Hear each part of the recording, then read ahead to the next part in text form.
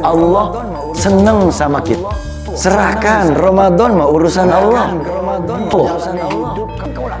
Jangan grogi jalani hidup, kau lakukan kebaikan, lakukan amaliyah Ahlus Sunnah wal Jamaah sampai mati. Kita pertahankan Ahlus Sunnah wal Jamaah. Laku Allah bebaskan kita semuanya dari siksa dunia dengan kesulitan dan siksa akhirat dengan neraka.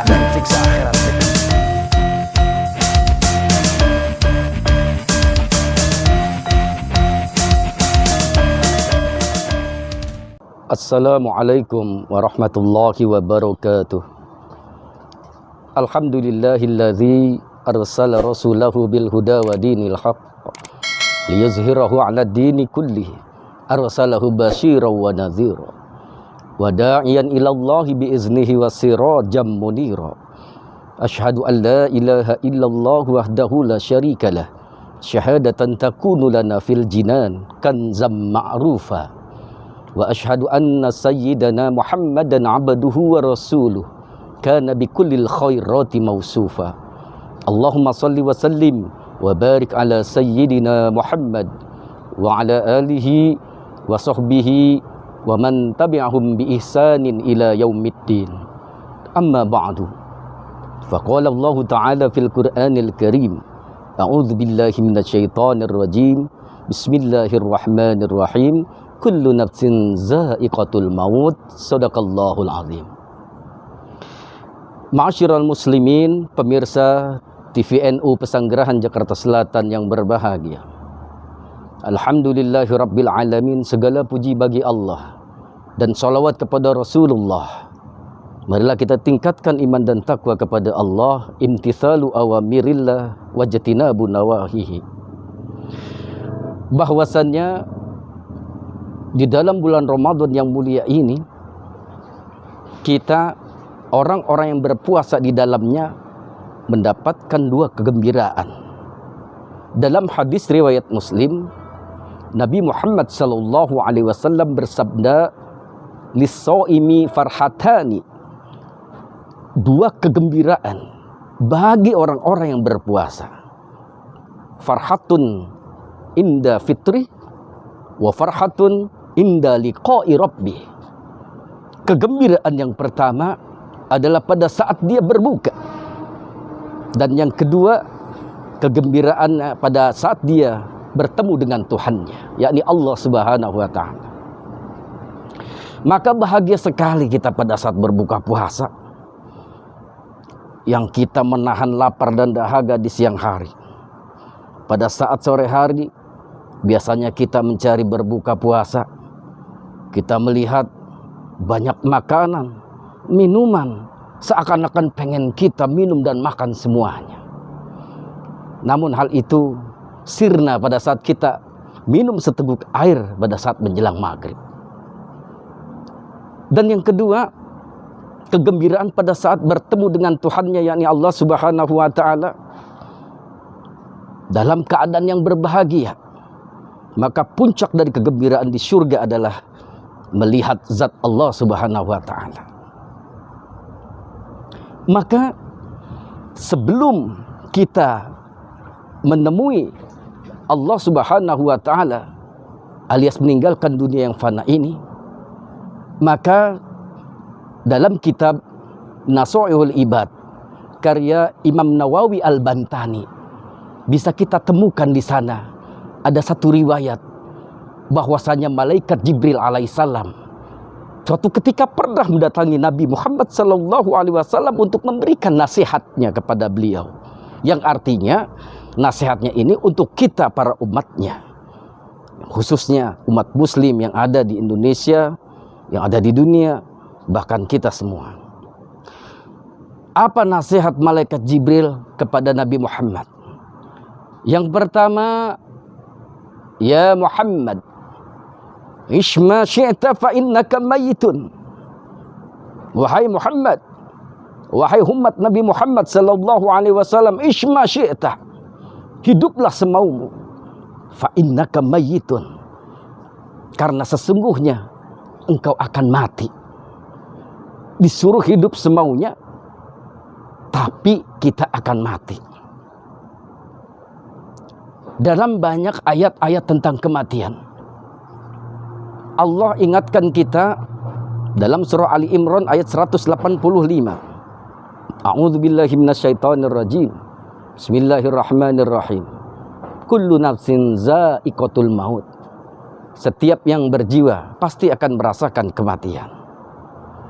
Di surah An-Nisa ayat 78 pun Allah berfirman, Ainama takunu yudrikumul mautu walau kuntum fi burujim musyayyadah.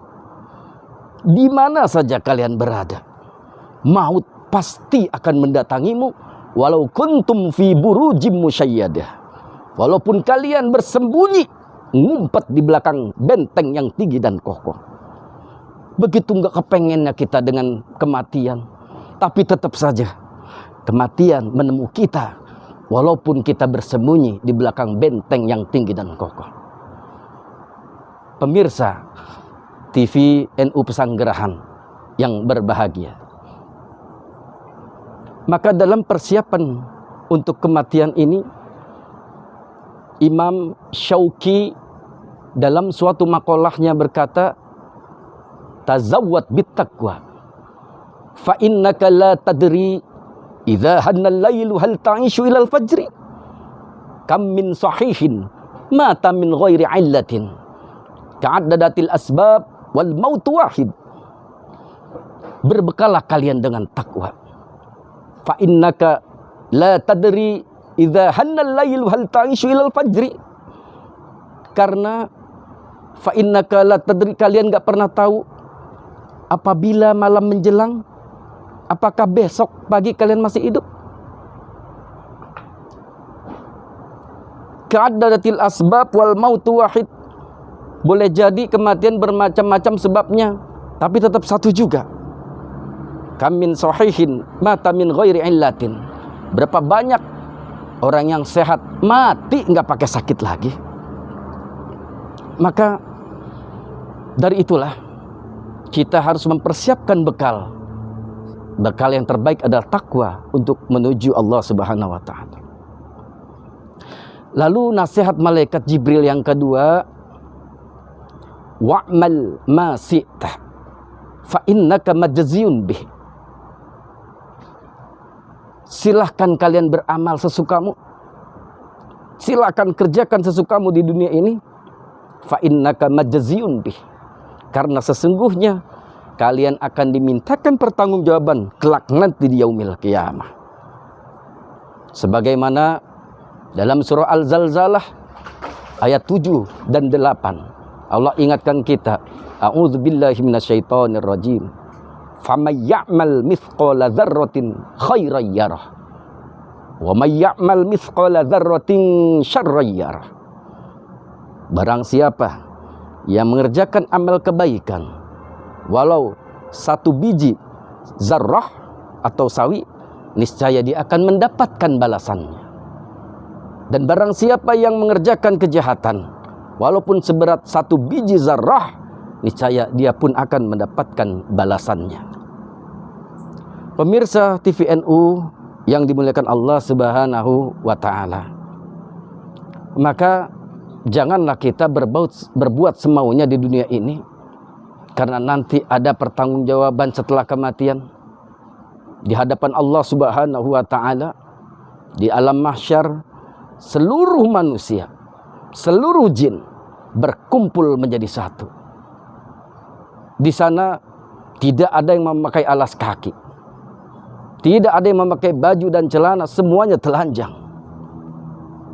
Ada yang tenggelam dengan keringatnya, ada yang seleher, ada yang selutut, bergantung amalannya waktu di dunia ini.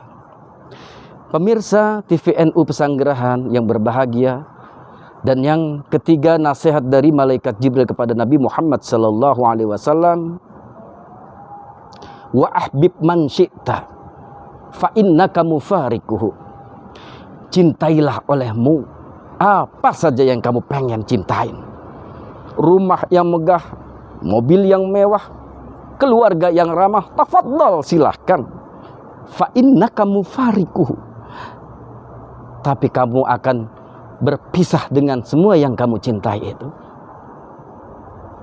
Maka dalam sebuah hadis Rasulullah SAW bersabda, yatba'ul mayyit salasah, yang mengikuti mayit itu ada 3, maluhu wa ahluhu wa amaluhu, hartanya, keluarganya, dan amal ibadahnya. Yang 2, keluarga dan harta pulang, dan yang tinggal adalah amal ibadah kita. Kalau kita rajin sedekah, kalau kita rajin baca Al-Quran, maka itu sebagai penolong bagi diri kita. Harta yang kita keluarkan di jalan Allah Subhanahu wa ta'ala, maka Allah akan jadikan dia berlipat ganda, sebagaimana Allah berfirman dalam surah Al-Baqarah ayat 261.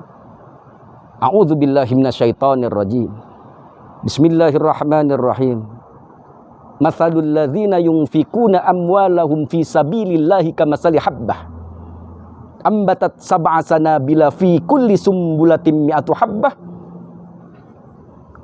Perumpamaan orang yang berinfak di jalan Allah seperti sebutir benih, yang dari satu butir benih ini tumbuh 7 tangkai, dan dari 7 tangkai ini tumbuh 100 bulir.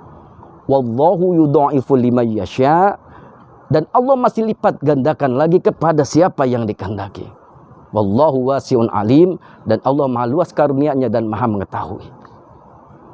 Sehingga dalam hadis riwayat Bukhari, Nabi Muhammad SAW menginformasikan juga kepada kita, ada turun setiap subuh 2 malaikat.